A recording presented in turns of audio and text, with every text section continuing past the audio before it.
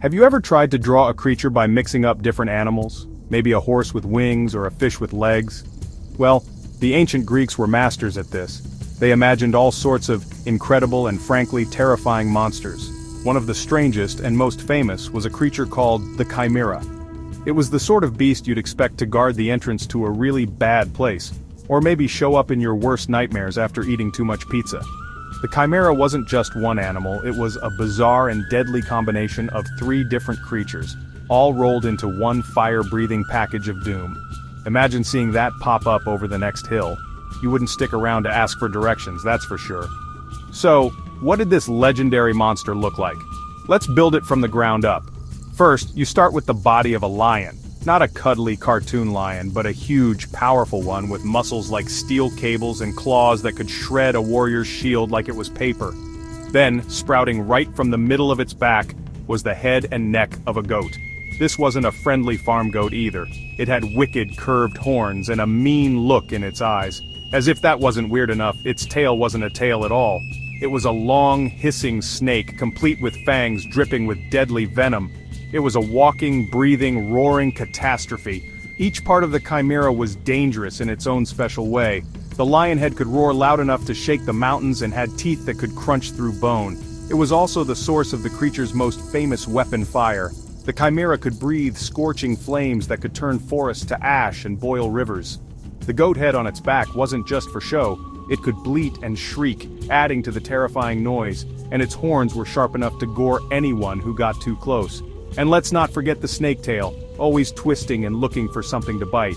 A single bite from that serpent could finish you off, even if you managed to dodge the fire and claws. This creature was the ultimate monster mashup, a jumble of parts that had no business being together. It was a freak of nature, or more accurately, a freak of the gods. The Greeks believed it was a female beast, a daughter of other, even scarier monsters named Typhon and Echidna. Think of them as the king and queen of all monstrous things. With parents like that, you can see why the Chimera didn't turn out to be a fluffy bunny. It was born to be a terror, a symbol of chaos and destruction. Its very existence was an offense against the natural order of the world, a living puzzle of claws, horns, and fangs that nobody wanted to solve. The Chimera didn't just hang out in a cave looking scary, it was a real menace. According to the myths, it made its home in a place called Lycia, which is in modern-day Turkey. This wasn't a quiet neighbor. The Chimera loved to cause trouble. It would storm out of its lair, breathing fire everywhere it went. It scorched farmlands, turning lush green fields into black, smoking wasteland. It gobbled up herds of cattle and sheep, leaving farmers with nothing. The people of Lycia lived in constant fear. Every strange noise in the night might be the creature's roar, and every flicker of light on the horizon could be its fiery breath. They were helpless against such a powerful and unnatural beast. The king of Lycia, a man named Iobates, was desperate.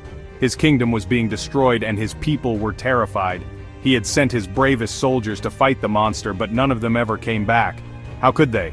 A sword is no match for a creature that breathes fire and has 3 different ways to attack you at once. The king offered huge rewards for anyone who could defeat the Chimera, but nobody was brave enough, or perhaps foolish enough, to try. The monster seemed invincible. It was like trying to fight a wildfire, a lion, and a poisonous snake all at the same time. The situation looked completely hopeless for the poor people of Lycia. The Chimera wasn't just a random monster, it had a family tree that read like a who's who of mythological horrors. Its mother, Echidna, was half woman, half snake, and its father, Typhon, was a 100-headed giant so terrible that even the gods were afraid of him. The Chimera's siblings included other famous monsters like Cerberus, the 3-headed dog that guarded the underworld, and the Lernaean Hydra, the multi-headed water serpent. This family was basically the ancient world's most terrifying collection of beasts. Being a child of Typhon and Echidna meant the Chimera was born from pure chaos and designed for destruction. It wasn't just an animal, it was a divine mistake, a nightmare given flesh and bone. So, the Chimera roamed the countryside, a symbol of nature gone horribly wrong. It represented the kind of wild, untamable chaos that the ancient Greeks feared. Their world was full of dangers, earthquakes, storms, and wild animals, and the Chimera was all of those fears rolled into one. It was a beast that defied logic and order. It shouldn't exist, but it did, and it was destroying everything in its path. The people prayed to the gods for a hero, someone who could stand up to this impossible monster and restore peace to their land. Little did they know, a hero was already on his way, riding on the back of a winged horse. Just when things seemed their darkest, a hero arrived in Lycia. His name was Bellerophon. He wasn't just any hero, he had a very special friend. This friend was Pegasus, the magnificent winged horse. Bellerophon had been sent to Lycia by a king who secretly wanted to get rid of him. The king gave Bellerophon the impossible task of killing the Chimera, thinking the monster would surely finish him off. But Bellerophon was not only brave, he was also smart. He knew that fighting the Chimera on the ground would be suicide. The lion's claws and the goat's horns were too dangerous up close, and that fiery breath could roast him in his armor. He needed a different approach. Bellerophon realized his greatest advantage was Pegasus. While the Chimera was stuck on the ground, Bellerophon could attack from the sky. He could soar high above the monster, staying out of reach of its deadly attacks. From his vantage point in the air, he could swoop down, strike, and fly away before the Chimera even knew what was happening. It was a brilliant plan. It turned the Chimera's strengths into weaknesses. Its fire was useless against a target that was constantly moving high above.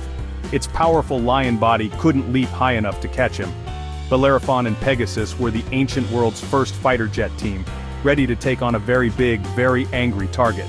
So, Bellerophon mounted Pegasus and flew off to find the monster's lair. He found the Chimera in a desolate, rocky canyon, its fiery breath charring the very stones around it. The battle began. Bellerophon swooped down again and again, firing arrows at the beast from his bow. The arrows annoyed the Chimera, making it roar in fury and spew jets of fire into the sky. But they couldn't pierce its tough hide. Bellerophon knew he needed something more powerful than arrows. He had to get creative. He had to use the Chimera's own weapon against it. This is where his plan went from clever to truly ingenious, the kind of plan that makes you a legend. Bellerophon took a large lump of lead and fixed it to the tip of his spear. Then, on his next dive, he flew Pegasus straight towards the Chimera's open, roaring, fire-breathing mouth. It was an incredibly risky move. If he missed, he and Pegasus would be burnt to a crisp. But Bellerophon was a hero, and heroes take risks. He thrust the spear deep into the monster's throat. The Chimera's own fiery breath instantly melted the lead. The molten metal flowed down its throat and into its insides, burning it from within. The great beast thrashed and roared in agony before finally collapsing, defeated. Bellerophon had done the impossible. He had used his brain, not just his brawn, to defeat the unbeatable monster. The story of the Chimera didn't end with its death. The creature became so famous that its name took on a whole new meaning. Today, the word chimera is used to describe anything that is a wild mix of different parts, something that seems impossible or is a product of a wild imagination. Scientists even use the term in genetics to describe an organism that has cells from two different individuals. So every time you hear that word, you can remember the fire-breathing lion-goat-snake monster from the ancient myths. The creature itself might be gone, but its name and the idea it represents are still very much alive in our language. The Chimera is more than just a cool-looking monster for a hero to fight.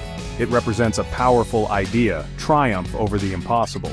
The monster was a combination of things that should not exist together, a symbol of chaos and disorder.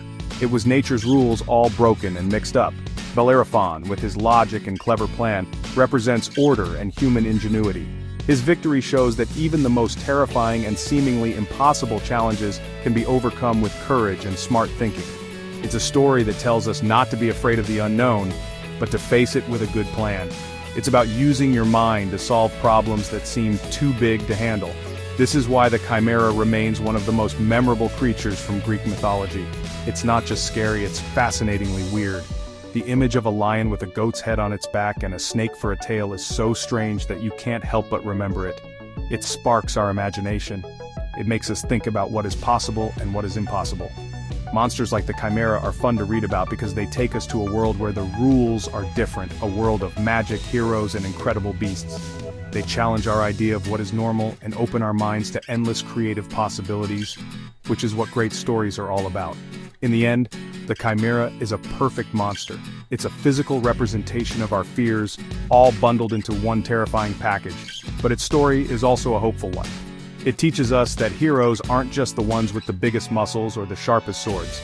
The true hero is the one who can look at an impossible problem, think outside the box, and find a clever solution. Bellerophon didn't defeat the Chimera with brute force alone, he defeated it with intelligence. And that's a lesson that is just as important today as it was thousands of years ago in the land of Lycia, when a hero on a winged horse faced down a fire-breathing nightmare.